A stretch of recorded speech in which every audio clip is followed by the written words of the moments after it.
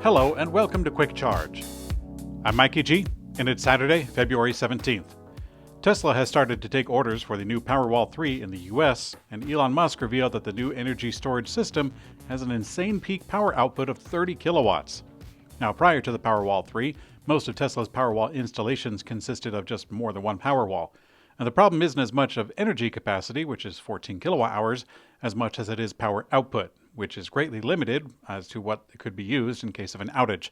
Now, with the higher output up from 7 kilowatts, Tesla can now provide cheaper Powerwall installations with a single unit per home and still cover the critical electrical needs that a household would have. But on top of the Powerwall 3's higher continuous output, now it has been revealed the Powerwall has a peak output of 30 kilowatts. This should be able to handle pretty much any spike that any home could offer, and maybe even larger installations as well. Tesla has offered Cybertruck reservation holders to accelerate their delivery through an award in their referral program, but don't get too excited because it already sold out within hours. Now, the Cybertruck deliveries have seemingly been accelerating lately, but production is still fairly limited. Tesla is believed to have about 2 million reservations for the pickup, although that's not in stone. Last month, Tesla said that they had almost sold out their order slots for the year. However, recently they started offering an opportunity to accelerate delivery. The award is given to people who refer other customers to Tesla.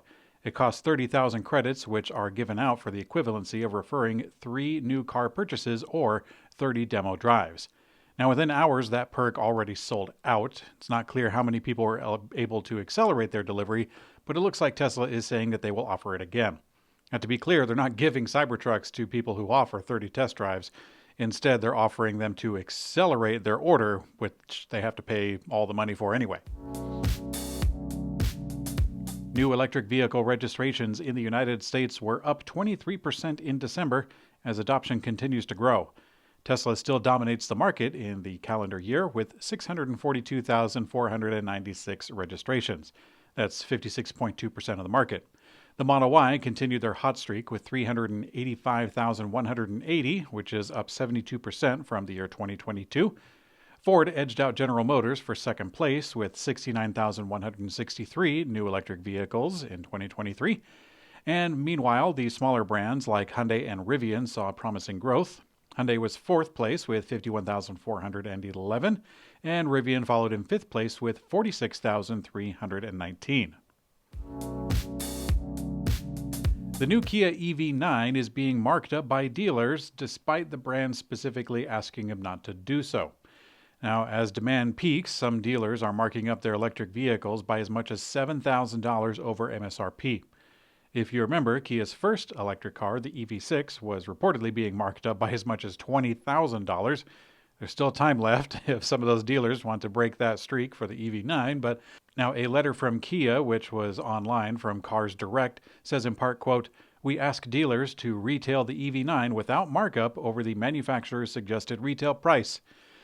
Well, this time around, dealerships are now promoting the 2024 Kia EV9 GT line with $7,000 over. The selling price is listed as $83,315. An employee at one dealership confirmed that all the EV9 models in stock have the same price adjustment, although they backtracked on that. As we said in November, there's really not a whole lot the Kia can do to prevent this from happening.